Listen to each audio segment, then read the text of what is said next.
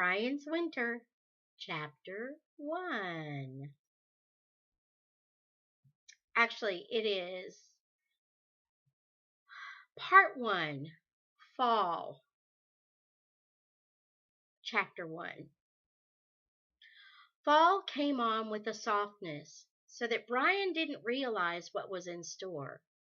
A hard-spined North Woods winter until it was nearly too late. He had never thought he would be here this long. After the plane crash that marooned him in the wilderness, he had lived day by day for 54 days until he had found the survival pack in the plane. Then another 35 days through the northern summer.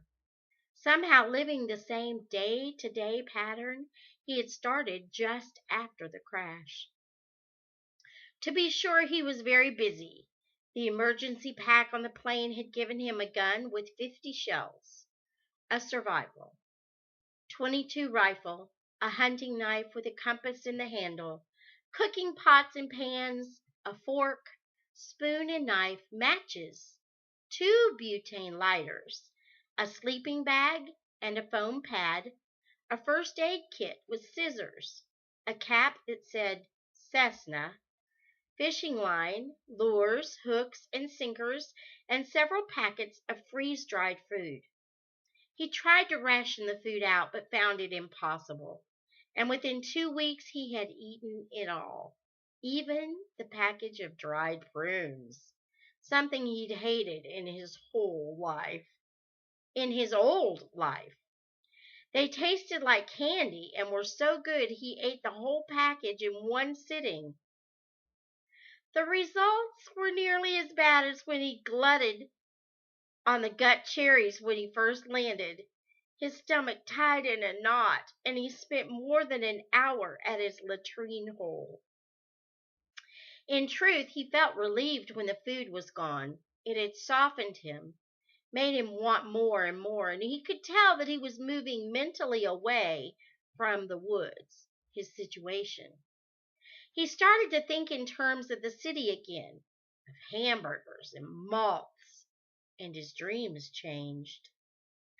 In the days and weeks and months since the plane had crashed, he had dreamed many times. At first, all the dreams had been of food. Food he had eaten, food he had wished he had eaten, and food he wanted to eat. But as time progressed, the food dreams seemed to phase out, and he dreamed of other things, of friends, of his parents, always of their worry, how they wanted to see him, sometimes that they were back together, and more of girls.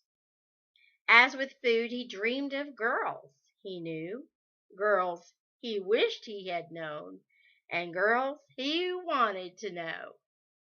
But with the supplies from the plane, his dreams changed back to food, and when it was gone, in what seemed a very short time, a kind of wanting hunger returned that he had not felt since the first week.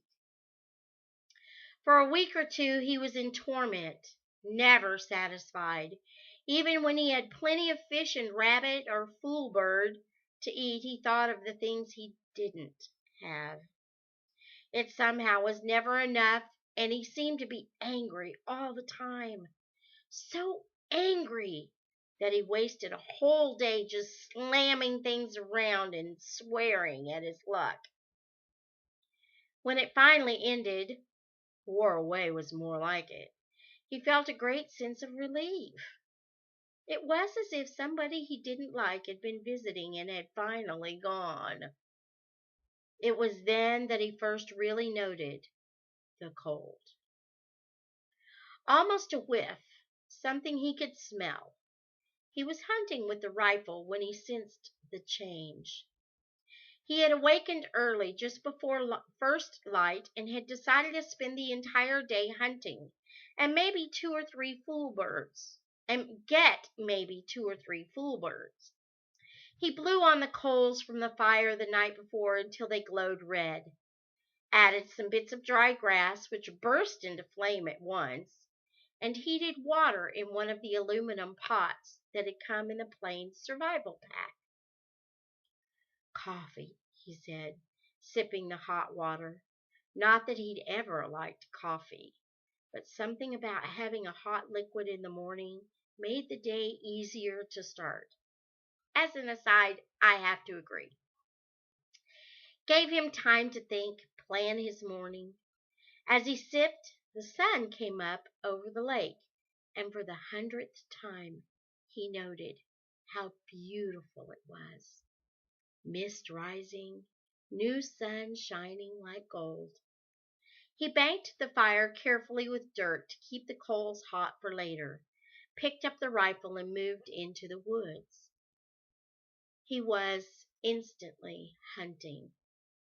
All sounds, any movement went into him, filled his eyes, ears, mind, so that he became part of it, and it was then that he noted the change. A new coolness, a touch, a soft kiss on his cheek. It was the same air, the same sun, the same morning, but it was different. So changed that he stopped and raised his hand to his cheek and touched where the coolness had brushed him. "Why is it different?" he whispered. "What smell?" But it wasn't a smell so much as a feeling, a newness in the air, a chill. There and gone, a brush of new cool air on his cheek, and he should have known what it meant, but just then he saw a rabbit and raised the little rifle, pulled the trigger, and heard only a click.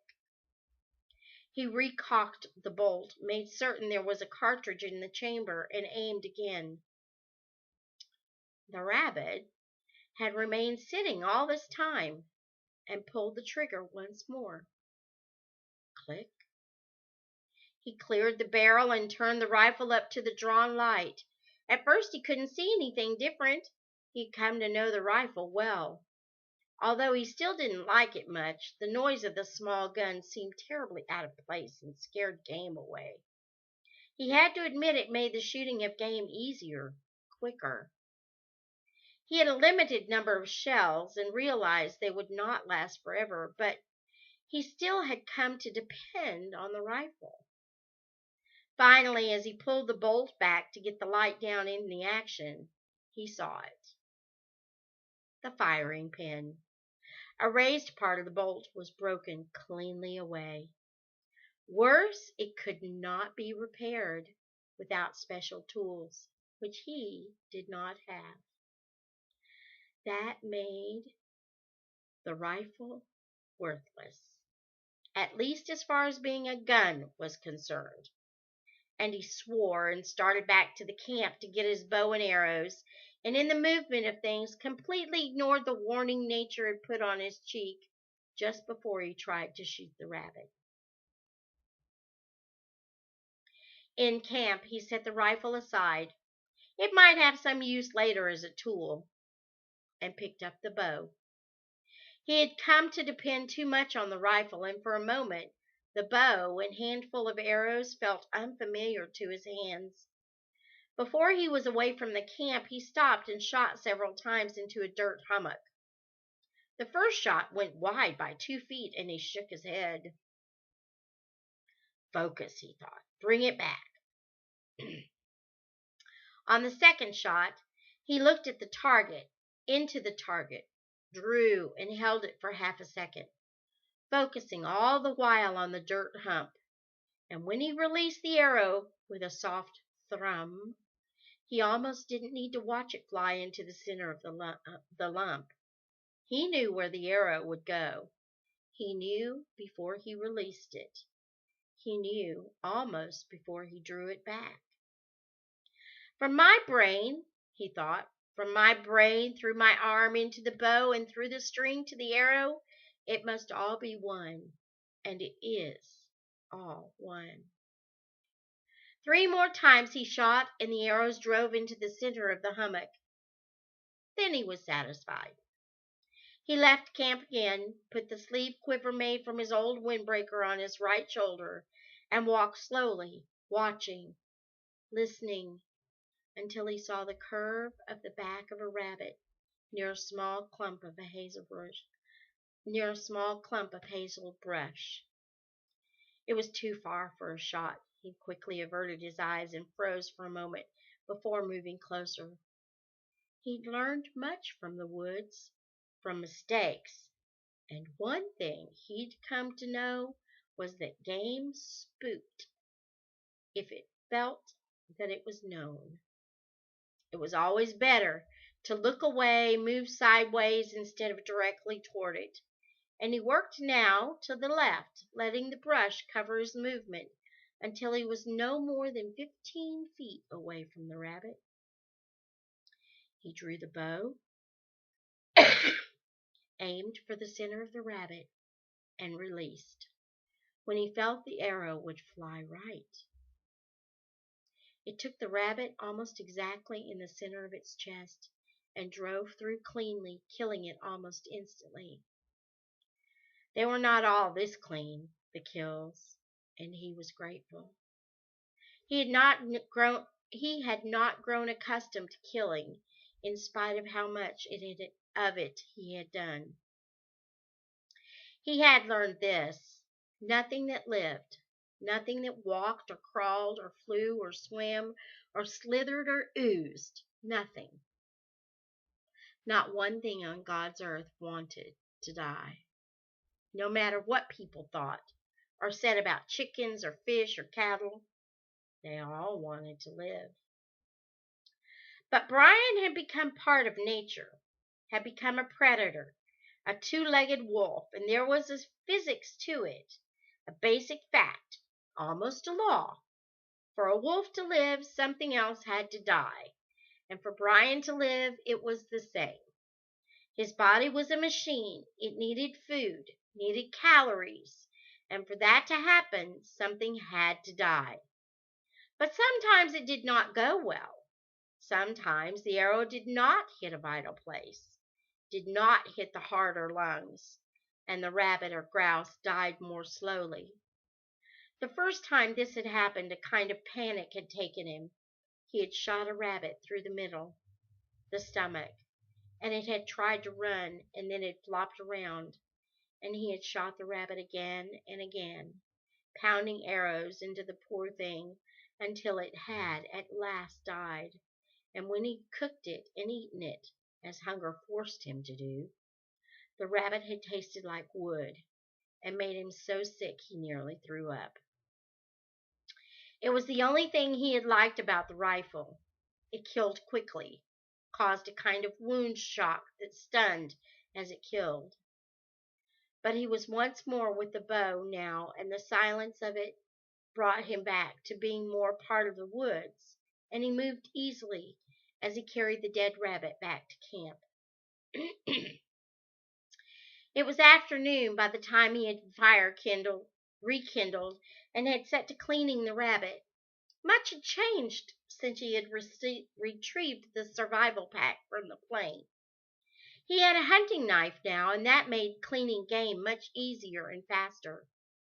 He still wasted nothing. He used the knife to split the rabbit down the middle of the belly and skinned it carefully, and then gutted it, using the curve of the knife to clean out the cavity. The head and lungs and intestines and stomach and liver he set aside for fish bait and food, as well as the heart. Then he cut the body into pieces, carving it at the joints, and put them in a pot with fresh lake water, which he set on the fire to boil. He had found it best to boil everything. Initially, he had cooked meat over the fire on a stick, something he had seen in the movies on television, but it was the wrong way to cook. The flames heated the meat, and all the juices, all the vitamins and nutrients dripped into the fire. Everything was wasted. But by boiling the meat, he made a stew, and when he drank the broth, he not only had a rich soup, but something to sip as well. He leaned back against the rock wall next to his shelter opening and took a minute to think while the meat cooked. It amazed him how little time he had to do that. sit and think. He had marked 68 days counting this day, the more there was to do. Firewood was an endless chore, of course. He kept the fire going whenever he was there and banked it when he left. And since he had burned all the easy wood, the wood close to camp, it took longer to bring wood in. But that wasn't all of his life, and it seemed that everything he had to do doubled. He would get up, check his fishing lines, and remove any fish to store in his live fish pool along the shore. Then see to airing out the sleeping bag and tend to his toilet and hunt for the day's meat and clean it, if he made a kill. He often did not. And cook it and stretch the hide, if it was a rabbit. To dry and eat and bank the fire for the night and another day was gone. Just stopping to sit and think was a rare thing. At first he didn't like it much because it brought memories and made him homesick, made him miss his mother and father and other life. But now he relished the time, and he spent it this day doing something he called visiting. He would pick somebody back in what he thought was of as the world and sit and have an imaginary chat with him or her. Usually it was his mother or father, sometimes a friend, and once or twice a movie or rock star. Initially, he worried that he might be going crazy, but then he decided if you felt you were crazy, you weren't really crazy, because he had heard somewhere that crazy people didn't know they were insane. So he went ahead and had the visits. He sat now and visited with his mother. By looking across the lake and letting his eyes go out of focus, he could visualize her face, hear her laugh, and he sat chatting in his mind with her, asking how she was doing, telling her of his life now, and before long he was surprised to see that the meat had cooked. Brian took the pot off the flame to cool and went down to check the fishing line. There was a small panfish on it. It had blue gills, and he took it off the hook and put it in the holding pen with the others. It was his only saved food. The little pool of fish, and no matter how small the fish, he kept them all. He had learned that as well. Food was everything. Just everything. And none of it, not even the smallest fish, could be let go. When he arrived back at the shelter, the meat and broth had cooled, and he ate quickly. Flies had come when he gutted the rabbit, and they stayed for dinner while he ate. He brushed them away as he ate the meat from the bones and drank the broth, a full quart. They followed him as he went back to the lake to clean the pot, and only left him when there wasn't a smell of food anywhere in the area. He stacked wood for the night fire and made his bed by restacking the mattress of pine boughs and unrolling the sleeping bag and foam pad. And here he got another warning that he ignored. When he slid into the bag and turned so he felt the heat from the fire on his face coming through the opening, it did not feel uncomfortable. He snuggled down into the bag and felt glad for its warmth. And the thought that this was the first time he'd felt glad for heat this season, that it was growing colder, somehow eluded him. He closed his eyes and went to sleep like a baby. And that is the end of chapter 1 of Brian's Winter. Until next time, may the Lord bless you and keep you. May he make his face to shine upon you and be gracious to you. May the Lord lift up his countenance upon you and grant you his peace.